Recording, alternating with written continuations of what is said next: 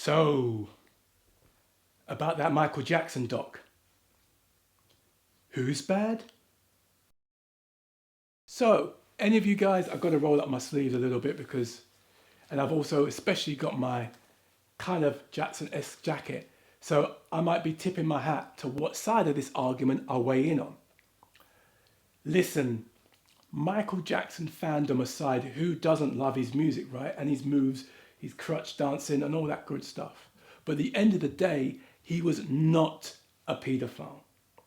I don't care what your mama says. I don't care what your papa says. I don't care what pundits on social media and the news outlets say. He died an innocent man, a legally innocent man at the very least. But let me put it like this. Who else has had the FBI pursuing their case for 10 years? Who else has a bombardment of propaganda smearing their name from everything from late night talk show pundits to the tabloid newspapers, to the running jokes up and down, smearing this man's good name, labeling him a child molester for close now to over 2 decades. Enough. For those of you who don't know, a new documentary, I'm not going to call it its name, I'm not going to give it any more publicity, has come out with 2 of the accusers in this documentary, friends of Jackson all throughout their childhood into adulthood, and may I say, stood on a witness stand for the defense and swore an oath that nothing ever happened. Now, tell me this. My guy, one particular guy that I mentioned, Wade Robson, he comes out years later after appearing in dance tributes with Janet Jackson, writing a contribution to Jermaine Jackson's book about his baby brother, trying to get a director gig for a big Cirque du Soleil tribute show for Jackson.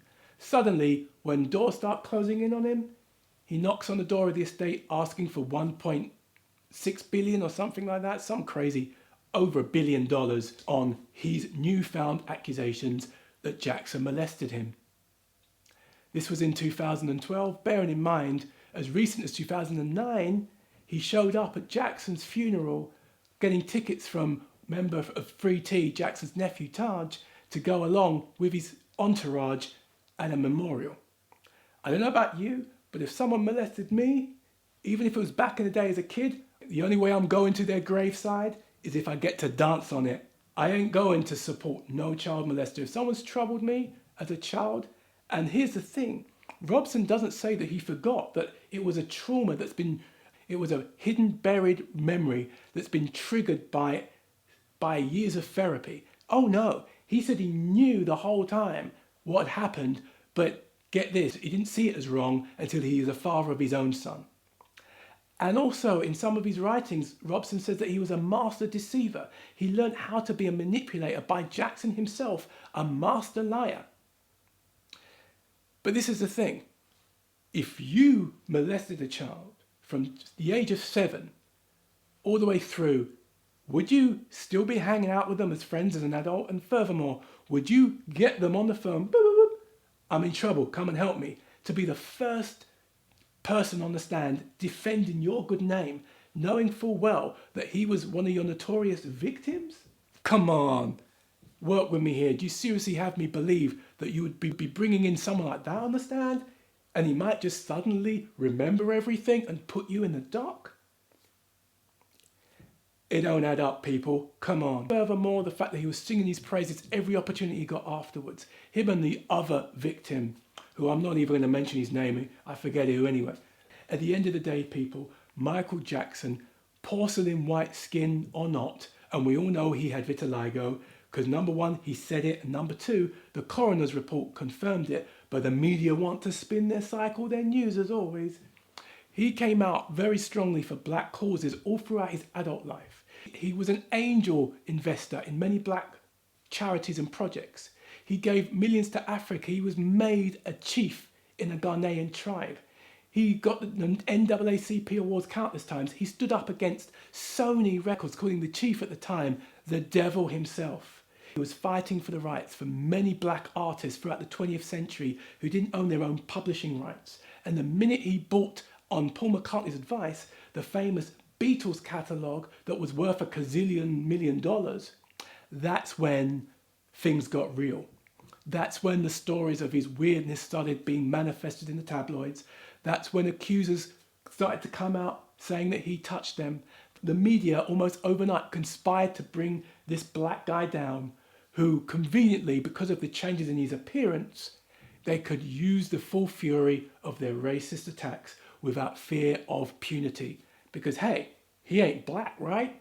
Michael Jackson was an African American man who believed the media portrayal that he didn't want to be black and that he wanted to be successful as a white man, even though his biggest selling album of all time was when he was a chocolate coloured man, like me. Go figure. But anyway, the biggest travesty of this documentary being brought out again is the fact that it's timed around the 10-year anniversary of Jackson's death, just when people were feeling good about Jackson again and his legacy as the biggest artist of all time. Listen, I'm a pastor. I've counselled people who have been victims of abuse. My heart goes out to anybody who is a survivor of such tragic and wicked actions. But I also am an advocate for people's innocence. I'm an advocate for people supporting people who are being wrongly accused, because I have also known people who've experienced miscarriages of justice, and it ain't good. At the end of the day, the FBI for 10 years, a major trial that the whole world descended on, exonerated on more than 10 counts by a jury of his peers in one of the most conservative towns in Los Angeles. Years of detective work. Check out Aphrodite Jones, who's a great criminal investigator. She went into the case thinking he was guilty of sin, came out believing, convicted that he was an innocent man. All I'll say is don't be a sheep, people. Check out the research. Don't take what the media wants to push down your throat, that wants to get in your head. Because at the end of the day, I stand for truth, justice, and the American way.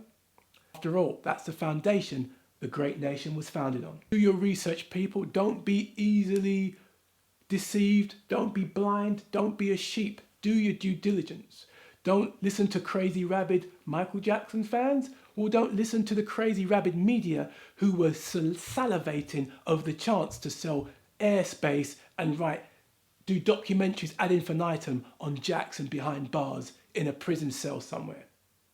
That was their hope, that was their dream, to see a man who was one day at the top of the world to be brought down to nothing so they could sell papers and make great television. That's the culture the media had created, a rabid frenzy of guilty, even in the face of innocence. If Michael Jackson was a paedophile, I would never stand as a fan, as an admirer, as a respecter of him as an artist, and as the human being he presented himself to the world. I would be one of the many people crying out for justice, even while he laid in the ground. But because I did the work, I did my homework, I refused to be a sheep, I looked at the evidence, and I realized the only people that are bad are those who wanted to see a good man go down, not just in this life, but even in the legacy of his afterlife. For me, that's criminal, and it ain't smooth.